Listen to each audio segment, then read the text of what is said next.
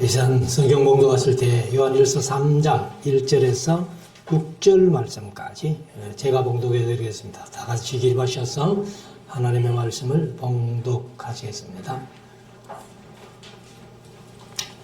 보라, 아버지께서 어떠한 사랑을 우리에게 주사 하나님의 자녀라 일컬음을 얻게 하셨는고 우리가 그러하도다. 그러므로 세상이 우리를 알지 못함은 그를 알지 못함이니라. 사랑하는 자들아, 우리가 지금은 하나님의 자녀라 장래에 어떻게 될 것은 아직 나타나지 아니하였으나 그가 나타내심이 되면 우리가 그와 같을 줄을 아는 것은 그에 계신 그대로 볼 것을 인함이니 주를 향하여 이 소망을 가진 자마다 그의 깨끗하심과 같이 자기를 깨끗하게 하느니라. 죄를 짓는 자마다 불법을 행하나니 죄는 불법이라. 그가 우리 죄를 없이 하려고 나타내신 바 된 것을 너희가 아나니 그에게는 죄가 없느니라. 그 안에 거하는 자마다 범죄하지 아니하나니 범죄하는 자마다 그를 보지도 못하였고 그를 알지도 못하였느니라. 아멘. 착석하시고 이제 우리 하나님의 말씀을 묵상하는 시간인데요.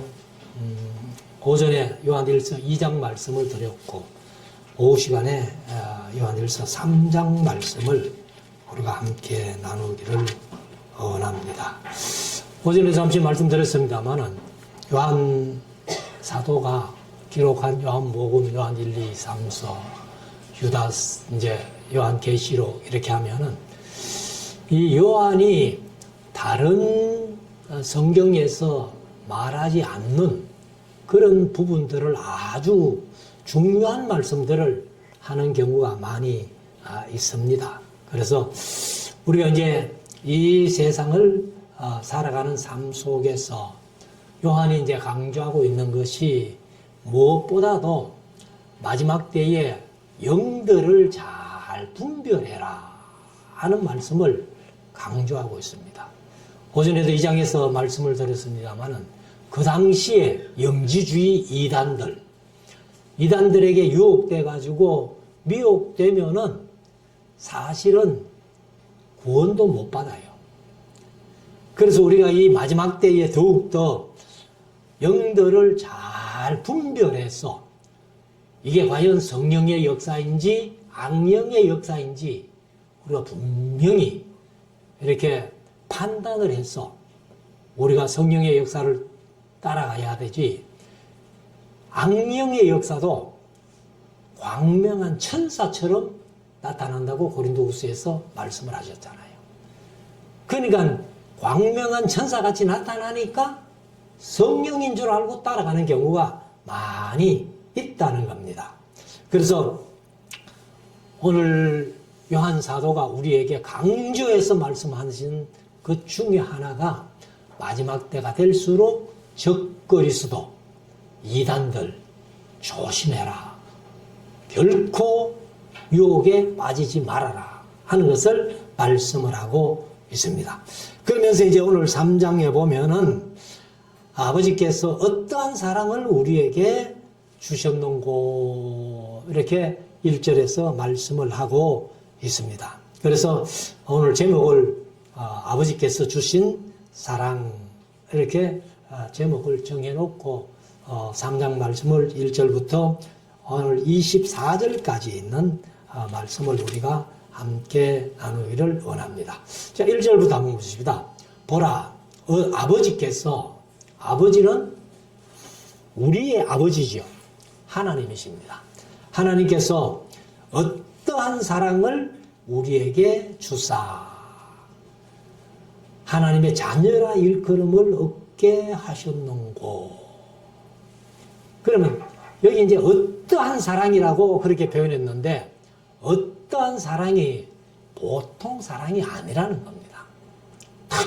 특별한 하나님의 사랑을 우리에게 베풀어 주셔가지고 우리가 하나님을 아버지라 부를 수 있도록 은혜 베풀어 주신 사랑이에요. 그래서 어떠한 사랑을 우리에게 주사 하나님의 자녀라 일컬음을 얻게 하셨는고. 이게 사실 신앙생활 하면서 우리의 최고의 감격스러운 말이라는 거예요. 어떻게 내가 하나님의 자녀가 되었지? 하나님을 향해서 어떻게 아버지라고 부를 수 있지? 이게 얼마나 큰 감격인지 우리가 느껴야 된다는 거예요. 그래서 우리가 그러하도다. 우리가 하나님의 자녀가 됐다는 거예요. 그래서 여기 이제 요한 1서에서 우리란 말이 몇 번 나온다고? 100번 나온다 그랬죠. 그러니까 우리가 중요한 거예요, 사실은. 그래서 우리가 이제 코이노니아 서로 교제하는데 먼저는 하나님과의 교제가 이루어져야 되고 그 다음에 형제들 간에 이 이웃 간의 교제가 이루어져야 된다. 그래서 우리가 그러하도다. 하나님의 자녀가 되었다. 이런 얘기죠. 그러므로 세상이 우리를 알지 못함은 우리는 하나님의 자녀가 됐는데 세상은 우리를 모른다는 거예요. 왜 모를까요? 바로 그를 알지 못합니다. 그가 누구요? 우리가 아버지라고 부르는 하나님. 그를 세상은 모르기 때문에 우리가 하나님의 자녀 됐다는 것도 모르는 거예요.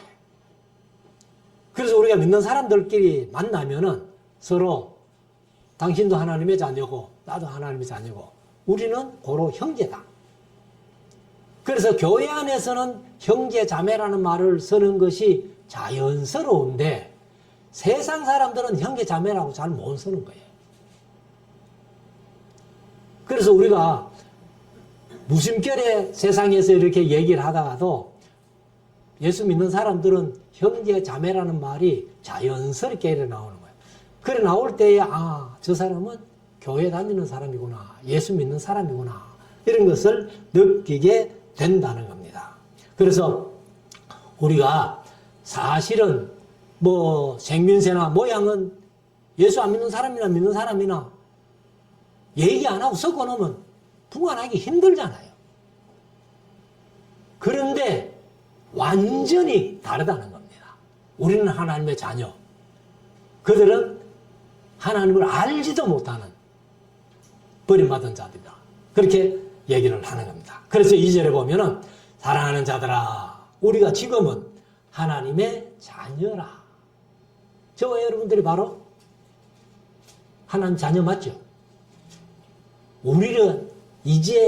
우리가 지금은 하나님의 자녀라. 장래에 어떻게 될 것은 아직 나타나지 아니하였으니 사실 우리가 천국을 소망은 하고 있지만은 천국 가본 사람 없잖아요. 물론 성경책에는 이제 요한계시록 4장에 보면은 요한이 하나님 보호자가 있는 곳까지 올라가 봤으니까. 그런데 우리는 아직 안 가봤잖아요. 그래서 장래에 어떻게 될 것을 아직 나타나지 아니하였으나 그가 나타내심이 되면 이게 뭐예요? 재림하시면 그 말입니다. 예수님께서 재림하시면 우리가 그와 같을 줄을 아는 것은 누구와 같다고? 예수님과 같은 거예요. 예수님과 우리가 같은 모습이 된다는 것을 보여주신 사건이 뭐예요? 마태복음 17장, 마가복음 9장, 누가복음 9장의 변화산이에요. 변화산에 부활된 모습, 부활체로 나타난 것이 모세, 엘리야, 예수님이 나타나셨죠. 그래서 나중에 우리가 부활체가 되면 예수님과 똑같은 모습이 된다는 겁니다. 그 얘기를 하는 거예요, 지금. 그래서 나타내심이 되면 우리가 그와 같을 줄을 아는 것은 그의 계신 그대로 볼 것을 인함이니 예수님이 본래 형체대로 본다는 거예요, 우리가. 예수님이 사실 육체가 되어 오셨잖아요. 우리하고 똑같은 육체예요. 그런데 부활하시고 부활체가 됐는데도 때로는 예수님께서 음식도 잡수시고 그때는 별 차별 없었어요. 그런데 예수님이 본래 모습으로 부활 때는 그런 모습이 바로 변화산 사건이에요. 그래서 그의 모습, 계신 모습 그대로, 그의 계신 그대로 볼 것임이니. 여기 이제 개역 개정은 우리가 아는 것은 참모습 그대로 볼 것이기 때문이다. 이렇게 번역을 했어요. 그래 예수님의 본래 모습, 참모습 그대로 계신다는 겁니다. 그래서 우리가 사실 이런 소망이 있는 거예요. 하나님, 예수님, 여러분 다 모습이 부활체로 참모습이 되는 겁니다. 그래서 예수님도 그런 말씀하셨잖아요. 지금은 우리가 바울이 그러죠. 희미하게 이렇게 보지만은 거기 천국에 가서 보면은 우리가 마주 얼굴을 대하여 본다. 이렇게.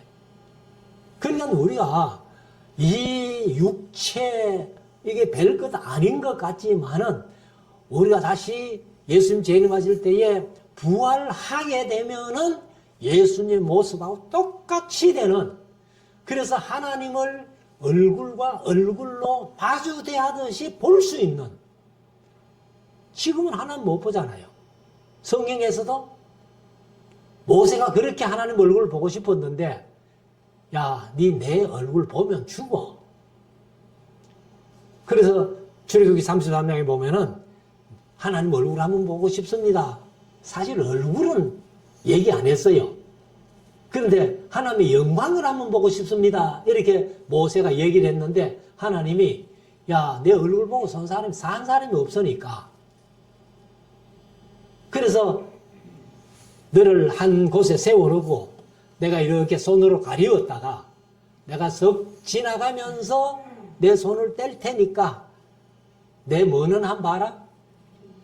예, 내 덩어리는 한 봐라니.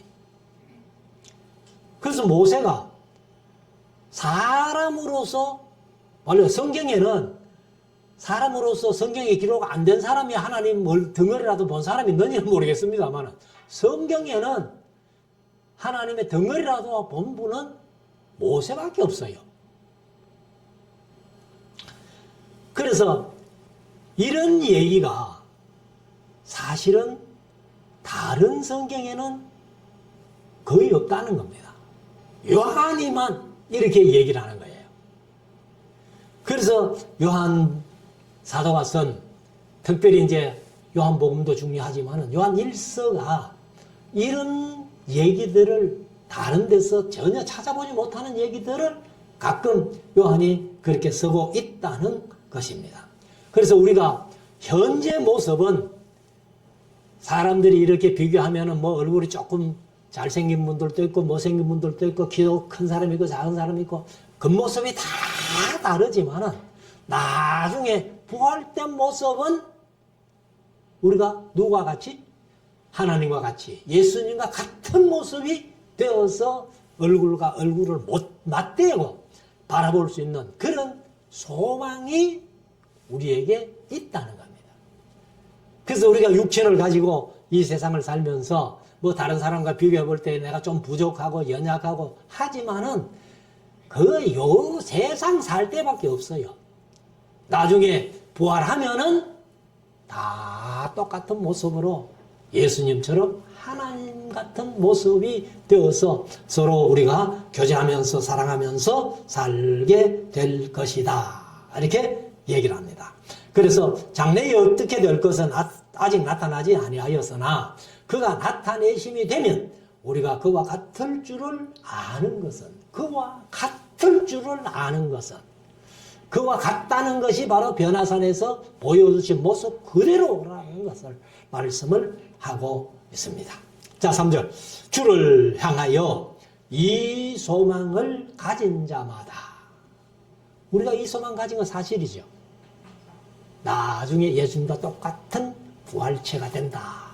이 소망을 가진 자마다 그의 깨끗하심과 같이 자기를 깨끗하게 하느니라.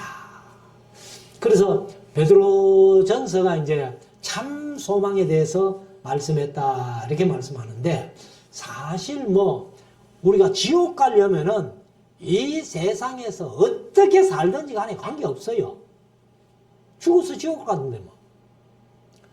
그런데 우리가 예수님과 같은 참 모습으로 예수님과 함께 살기를 원하신다면은 육체를 가지고 있는 이 세상에서라도 좀 깨끗하게 살아서 자기를 깨끗하게 해라. 그래서 이제 4절에 가면은 우리와 반대되는 사람, 그 이제 죄를 짓고 지옥 갈 사람들, 4절에 얘기를 하죠. 죄를 짓는 자마다 불법을 행하나니 죄는 불법이라. 그래서 우리가 죄라는 글자를 한문으로 쓸 때에 위에 넉사자를 쓰잖아요. 넉사자를 쓰고 밑에 안일비자를 씁니다. 그래서 뭐 한문에서 이제 그런 얘기를 하는데, 그게 뭐 한문을 만들 때 그런 인식을 하고 만들었는지는 모르겠습니다만은, 그래서 어떤 분이 죄는 4가지 아닌 것, 그래서 불법, 불의, 또 같은 이 4가지를 얘기를 해요. 그래서 죄는 불법이라. 5절, 그가 우리 죄를 없이 하려고. 사실 우리가 다 죄인이잖아요. 뭐 어릴 때 자범죄는 없다 할지라도 원죄를 타고난 죄인이니까 다 죄인이었는데 그 죄를 없애주시려고 그 말이에요. 없이 하려고 나타내신 바 된 것을 너희가 아나니. 그 예수님이 성육신 하셨다고 말이에요. 인간이 되어 오셨다는 거예요. 그래서 성육신 하신 것을 너희가 아나니 그에게는 죄가 없느니라. 예수님은 죄가 없어요. 그런데 죄인처럼 십자가에 못 박히고 피를 흘려주신 것은 죄인인 우리를 죄를 없이 해주시려고. 그래서 6절에 가면은 그 안에 거하는 자마다, 예수님 안에 있는 자마다 그 말이죠. 오전에 말씀드렸지만 요한복음 15장에서 포도나무 비유에서 너희가 내 안에, 내가 너희 안에.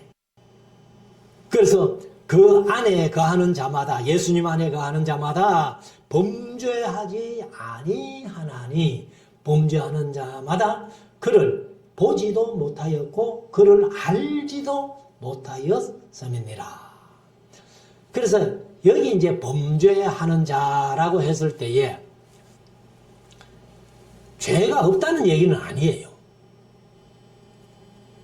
그래서 이 범죄한다는 것은 지속적으로, 그리고 반복적으로, 또 의도적으로, 계획적으로 이렇게 범하는 죄를 얘기를 합니다.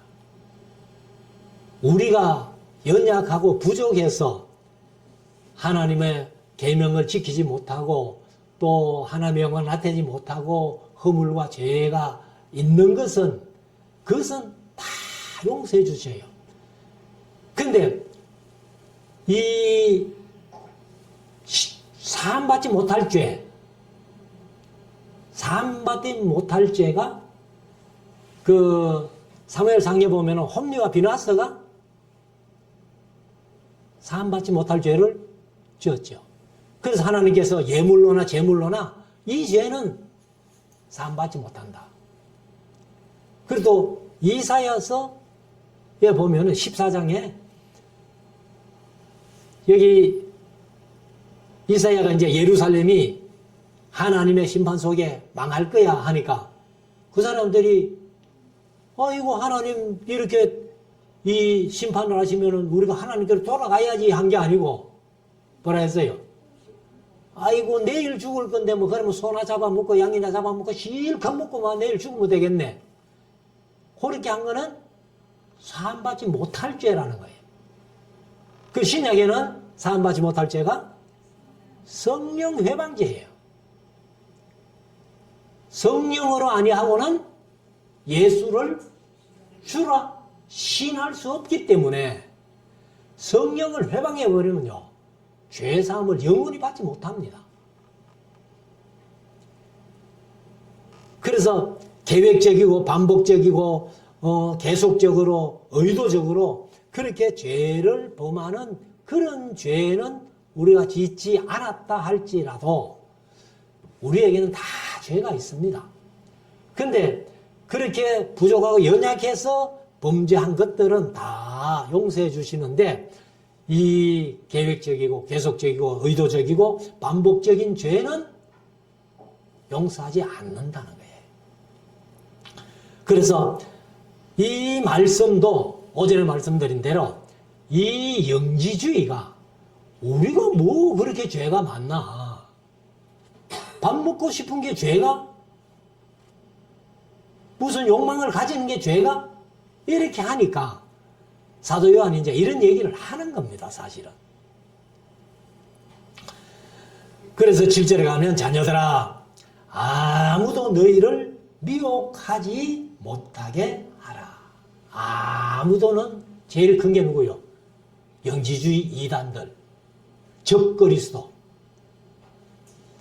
그래서 적그리스도뿐만 아니라 거짓 사도들도 초대교회 시대는 얼마나 많았어요. 그래서 고린도 교회를 어지럽힌 사람들이 어떤 사람이에요? 고린도후서 11장에 보면은 예수를 부인하고 영도 부인하고 이렇게 하는 사람들, 그 사람들이 이 거짓 사도들이라는 거예요. 그래서 이스라엘이라고 하지만은 참 이스라엘이 아닌 사람들. 그래서 아무도 너희를 미혹하지 못하게 하라. 의를 행하는 자는 그의 의로우심과 같이 의롭고, 우리가 사실 의를 행하면서 살아야 되는데 그 의를 행하는 모습이 누구를 닮아가야 된다고? 예수님을 닮아가야 된다는 거예요. 그래서 빌립보서 2장 5절부터 보면은 내 안에 이 마음을 품으라고 그리스도 예수의 마음이니. 그래서 예수님의 마음을 닮아가는 것을 바울 사도는 고린도서 11장 1절에 보면은 내가 그리스도를 본받는 자 된 것 같이 너희는 나를 본받는 자 되라 이렇게 말씀하시고, 그리고 에베소 4장에 보면은 하나님을 본받는 자 되라. 그래 베드로후서 1장 4절 이하에 보면은 신의 성품에 참여하기까지 자라가라는 거예요. 그래서 그의 의로우심과 같이 의롭고, 8절 죄를 짓는 자는 이게 이제 누군가 하면은 영지주의 이단들을 얘기를 하는 거예요. 그래서 죄를 짓는 자는 마귀에게 속하였나니. 마귀에게 속하였나니. 그래서 사도 요한이 지금 요한 1서를 통해서 강조하는 것 중에 하나가 뭐냐 하면은 너희들은 어느 편에 속했노? 세상 편에 속한 것은 마귀에게 속한 자예요. 그리고 의 편에 선 것은 예수에게 속한 자라는 거예요. 그러니까 우리가 항상 명심하고 기억해야 될 것 중에 하나가 내가 어느 편에 섰노? 어느 편에 섰느냐가 중요한 거예요. 제가 지금 이렇게 목사님들 만나가지고 전에 한번 우리 시찰의 목사님들이 모여가지고 쭉 얘기를 하는데, 천주교도 개인적인 구원은 있다, 이렇게 얘기를 하더라고. 그래서 제가 천주교 개인적인 구원 없습니다. 그리고 그들도 예수 믿잖아. 근데 그 사람들은 길을 잘못 들었어요. 배를 잘못 탔어요.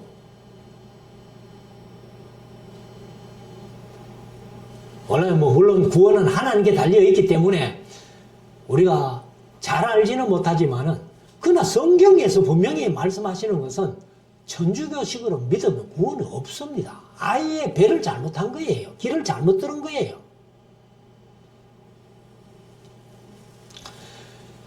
그래서 마귀에게 속한 자는 이제 이 의를 행치 아니하고 죄에 거하는 자들입니다. 그래서 마귀에게 속하나니 마귀는 처음부터 범죄함이라.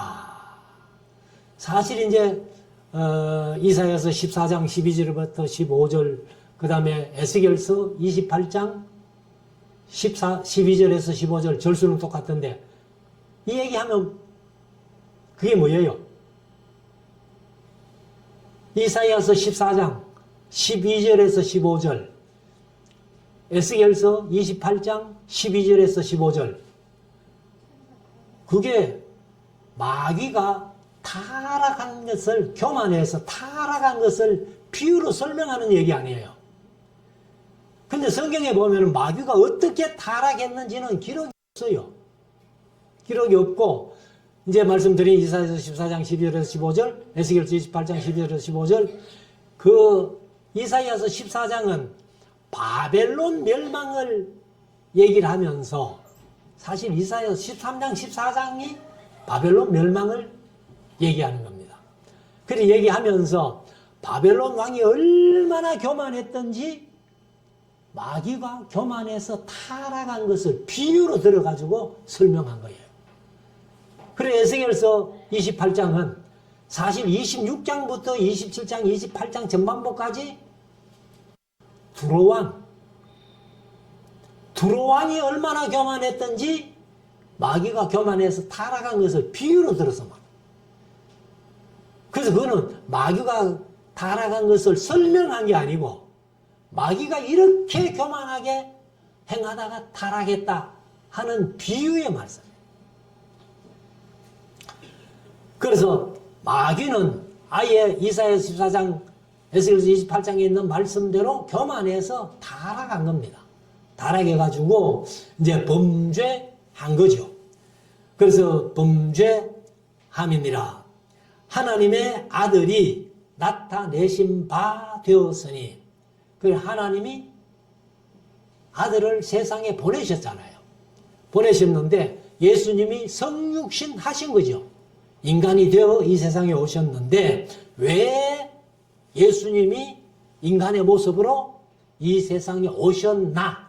그 이유는 마귀의 일을 멸하려 하심이라. 마귀의 일을 멸하려 오심이라. 그래서 우리가 이제 성경에 보면은 구약에서는 귀신 얘기가 별로 없죠. 사울에게 악령이 들린 그 정도 얘기밖에 없어요. 근데 신약에 와가지고는 바로 예수님이 오시니까 귀신들이 다 들통이 난 겁니다. 그러면 신약에 그렇게 귀신들이 역사하는 것이 구약에도 없었을까? 아마 있었겠죠. 그런데 들통이 안 났다는 겁니다. 안 났는데 예수님이 육체가 되어 이 세상에 오셔가지고 귀신의 정체를 완전히, 우리 속된 말로 까발린 거예요. 그래서 마귀의 일을 멸하신 겁니다. 그래서 사실 이제 마귀의 일을 멸하신 것이 창세기 3장 15절부터 이제 우리가 얘기를 하죠. 여인의 후손과 뱀의 후손의 얘기. 그래서 여인의 후손은 뱀의 후손의 머리를 상하게 하고 뱀의 후손은 여인의 후손의 발꿈치를 상하게 한다. 이것을 이제 푸는 키가 요한계시록 12장 1절에서 4절까지. 한 여인의 해를 입고 발에 다리에 있고 머리에 12별의 멜로안을 쓴 여자가 아이를 잉태해가지고 해산 때가 되니까 애서 부르짖어요. 고통이 심하니까. 근데 그 옆에 7머리 10뿔 달린 용이 다 기다리면서 여자가 해산만 하면 아이를 죽이려고 기다리고 있어요. 7머리 10뿔 달린 용이 뭐예요? 그게 마귀예요. 그래서 요한계시록에 보면은 마귀, 사탄, 옛뱀, 그 다음에 용. 4가지는 이름이 나와요. 근데 거기에 한 가지 더 못한다면 그게 귀신이에요. 그래서 예수님이 오심으로 마귀의 일을 멸하려 하심이라. 9절 하나님께로서 난 자마다 죄를 짓지 아니하나니. 사실 전혀 죄를 안 짓는 건 아니죠. 우리가 연약하고 부족해서 죄를 짓는데 고의적으로 반복적으로 의도적으로 계속적으로 짓지는 않아야 하나님께서 난 자가 된다는 거예요. 그래서 하나님께로서 난 자마다 죄를 짓지 아니하나니 그 이유는 이는 하나님의 시가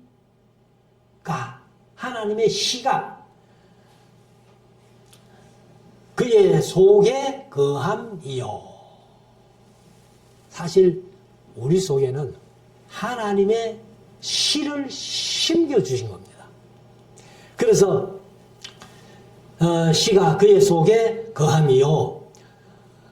저도 범죄치 못하는 것은 하나님께로서 낯섦이라.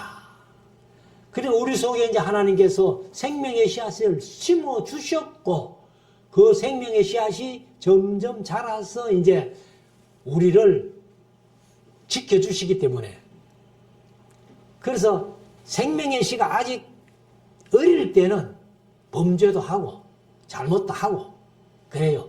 근데 이제 이가 점점 자라가지고 이 생명의 씨앗이 나를 이제 지배할 정도 되면은 고의적으로 반복적으로 계속적으로 의도적으로 범죄하지 않는다는 겁니다.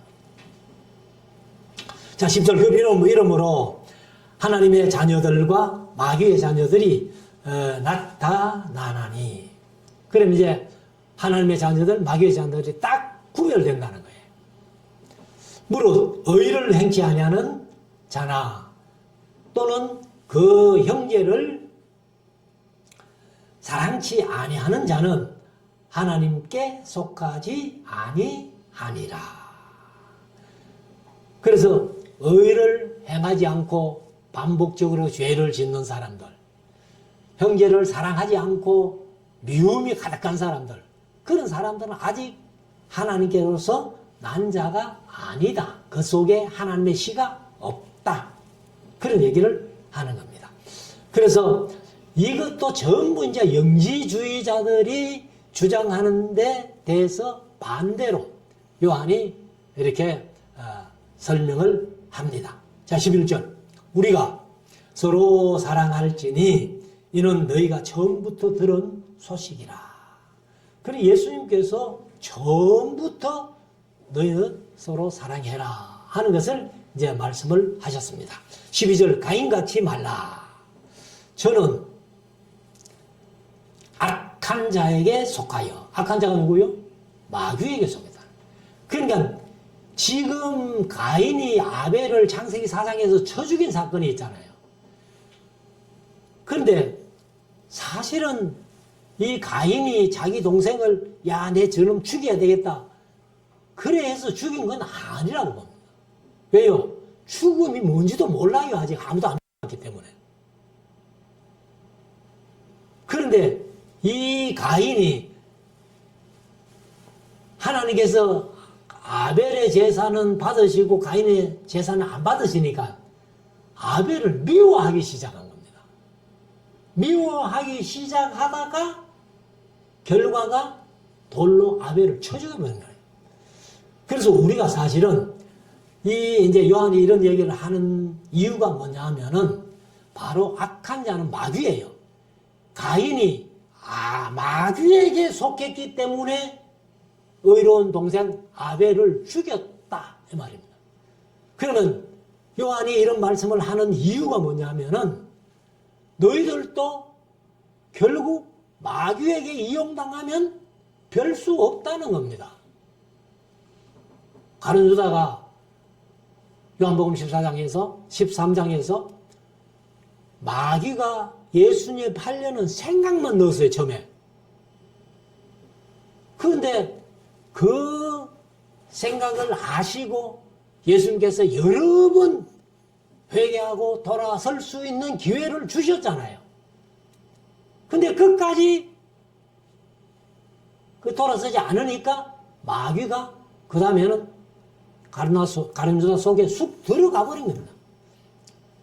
들어가가지고 예수님 팔아라. 그래 예수님이 원삼집 받고 팔리고 그리고 빌라도에게 잡아받아가 정죄함 받는 모습 보고 마귀가 가룟 유다에게 나가버린 거예요.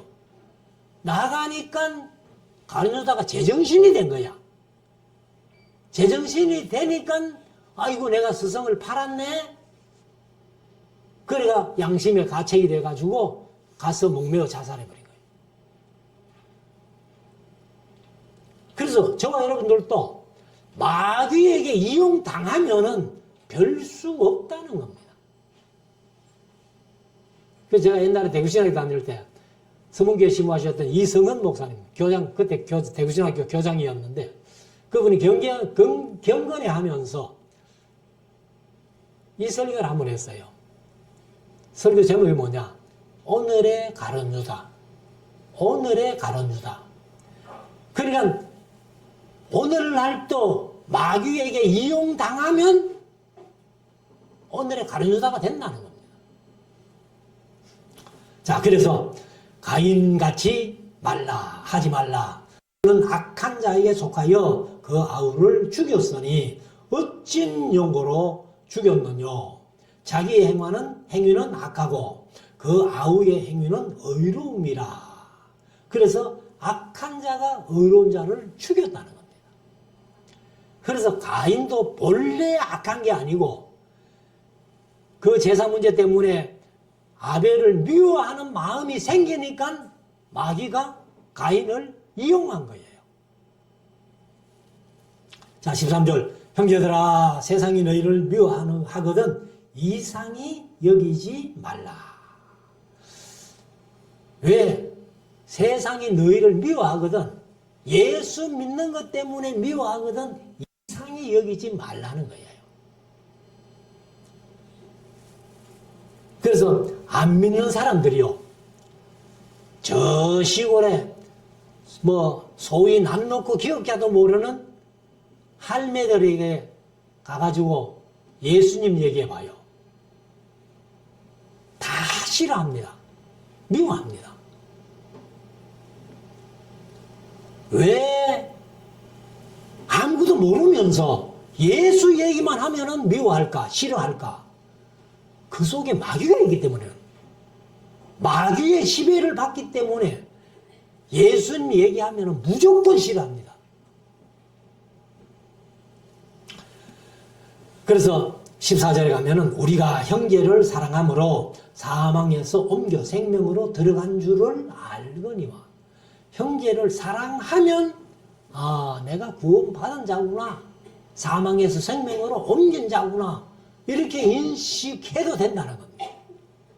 근데 그 속에 사랑하는 마음이 전혀 없다면은 아직도 어둠에 있는 자스. 그래서 들어간 줄 알거니와 사랑지 아니하는 자는 사망에 거하느니라. 15절. 그 형제를 미워하는 자마다 살인하는 자니, 살인하는 자마다 영생이 그 속에 거하지 아니하는 것을 너희가 아는 바라. 사실 뭐 조금 전에 말씀드렸습니다만 가인이 내가 내 동생 아벨을 죽여야지 그 생각한 게 아니에요. 그냥 하나님께서 가인의 재산 안 받고 아벨의 재산 받으니까 미워한 거예요. 미워하니까 마귀가 그 속에 들어가가지고 아벨을 쳐 죽이게 한 거예요. 그래서 사실 이제 우리가 누구를 미워한다면은요, 일단은 살인 미수예요. 미수가 뭐예요? 미착수했다 그 말이에요. 그게 착수가 되면 죽이는 거예요. 그래서 아직 형제를 미워하는 마음이 있다면은 내가 살인 미수다, 아직까지는. 근데 그게 살인으로 나타나 버리면은 진짜 범죄지요. 그래서 15절 다시 읽으면 그 형제를 미워하는 자마다 살인하는 자니 살인하는 자마다 영생이 그 속에 거하지 아니하는 것을 너희가 아는 바라. 16절 그가 우리를 위하여 목숨을 버리셨으니, 이거는 십자가에 못 박혀 죽임 당하신 것을 얘기를 하죠. 우리가 이로써 사랑을 알고, 예수님의 십자가 때문에 사랑을 알고 우리도 형제들을 위하여 목숨을 버리는 것이 마땅하니라. 그래서 로마서 5장 8절에 보면은 예수님께서 십자가에 죽으신 것이, 죽임 당하신 것이 뭐 한 거라고? 구약에서 하나님이 이스라엘 사랑하셨던, 하나님께서 우리 세상 사람을 사랑하셨던 그 사랑을 확증하신 것이다. 그래서 로마서 5장 8절에 예수 그리스도께서 십자가에 죽으신 것은 하나님의 사랑을 확증했다는 거예요. 그 확증했다는 것은 구약에서 하나님의 사랑을 느끼지 못한 사람이 신약에 와가지고 아이고 십자가 위에서 사랑하여 주셨던 예수님의 사랑은 내가 좀 안다? 그거는 구약에서 하나님의 사랑을 못 느끼면요, 그 거짓말이에요. 왜? 그것이 하나님의 사랑을 확증한 거거든.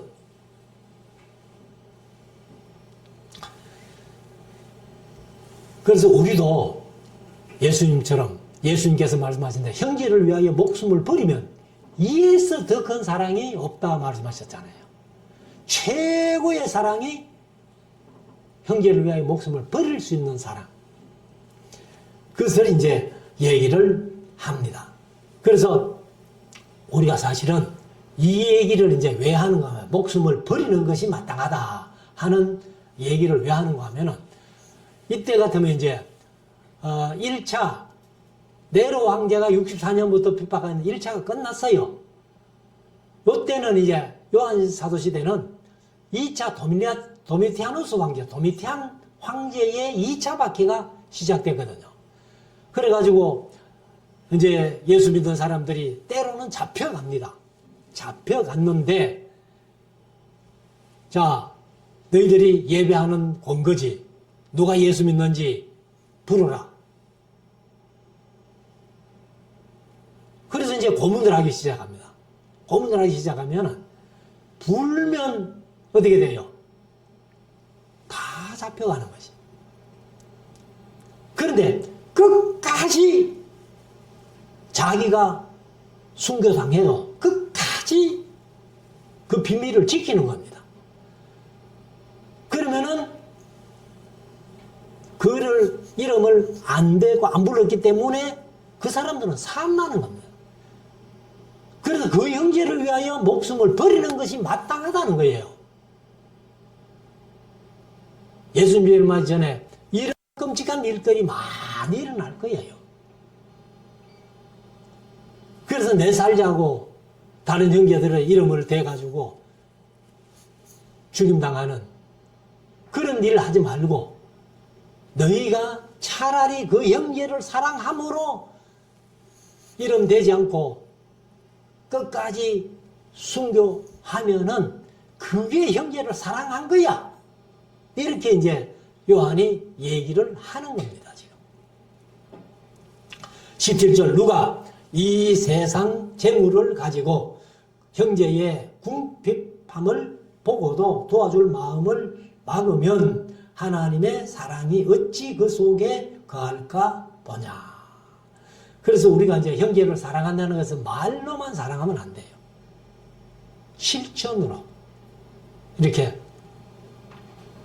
그래서 제가 오전에 광고 시간에 말씀드렸습니다만은 우리 교회가 뭐 작은 교회고 참 뭐 재정이 넉넉하지 못한 교회지만은 그래도 연말에 한 차례라도 좀 이웃을 위하는 그런 구제가 있어야 되겠다 하는 마음이 생겼고, 그래서 이제 장로님하고 의논해가지고 희망상자를 오전에 제가 값을 얘기를 안 했는데 그 희망상자에서 원래는 그 부장이 전달해 주러 와가지고 그래서 제가 물어봤어요.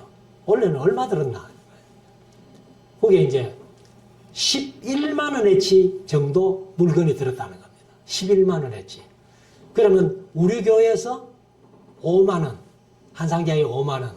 그 다음에 기아 대책에서 기업이 후원받아가지고 이제 5만 원 이래가지고 10만 원 정도 했는데 사실 값은 이제 11만 원 정도 들어갔다. 그래 원래 얼마나 했나 이렇게 물어봤더니만은 전국적으로 한 5만 개, 5만 개 정도 했다는 거예요. 그러면 그 금액이 엄청나잖아요. 그래서 오늘 말씀드린 대로 우리 교회도 사실 선교위원회 예물 저축된 게 지난번에 김종석 지도자님한테 물으면 26만 원인가 남았대. 260만 원. 그리고 200만 원 그거 줘버리면은 60만 원 가지고 어떻게 선교사님들 매달 후원하고 하겠나 했는데 뭐 성산한금 좀 들어올려랑 하고 성탄 예물 좀 들어올려랑 하고 그리고 이렇게 어떻게 해도 하나님께서 해결해 주시겠지 하고 이제 200만 원 그냥 아직 지출은 안 했어요. 그래서 우리가 이 형제를 궁핍한 형제를 보고도 도와줄 마음이 없으면은 그 속에 어떻게 하나님의 사랑이 있다고 얘기를 하겠나. 그래서 이제 18절에 가면은 자녀들아 하고 이제 우리가 말과 혀로만 사랑하지 말고 오직 행함과 진실함으로 하자. 우리 경상도 사람은 말과 혀도 사랑 얘기를 잘 못하잖아요. 근데 말과 혀로만 사랑하지 말고 그러면 말과 혀로 사랑하라 그 말인데 저도 사실 그 사랑이라는 표현이 쉽게 말이 안 나와요. 그러나 행함과 진실함으로 이렇게 해야 된다는 겁니다. 자, 19절. 이로써 행함과 진실함으로 사랑함으로 이로써 우리가 진리에 속한 줄을 알고 저분은 진리를 아는 분이구나. 진리에 속한 사람이구나. 의에 속한 사람이구나. 이렇게 인정이 된다는 겁니다. 알고 또 우리 마음을 주 앞에서 굳세게 하리로다. 의를 행하면은 하나님께서 함께하여 주시고 우리의 마음도 굳세어져서 승리할 수 있다는 겁니다. 20절 우리 마음이 혹 우리를 책망할 일이 있거든 하물며 우리 마음보다 크시고 모든 것을 아시는 하나님일까 보냐. 그러면 우리가 내 마음이 어떻게 잘못 쓰여졌을 때 아이고 내가 왜 이러지 하면서 내 마음을 책망할 일이 있다는 거예요. 그럴지인데 하물며 우리 마음보다 크시고 우리 마음도 그 책망할 마음이 있다는 것을 아는데 하나님은 우리 마음보다도 크시고 모든 것을 아시는 하나님이 그 마음을 모르겠나? 그 하나님일까 보냐?